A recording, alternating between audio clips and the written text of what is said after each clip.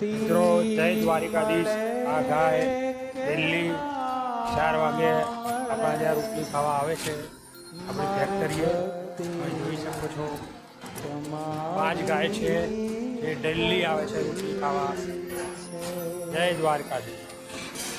મને મેવા મળે કે ના મળે, મારે સેવા તમારી કરવી છે।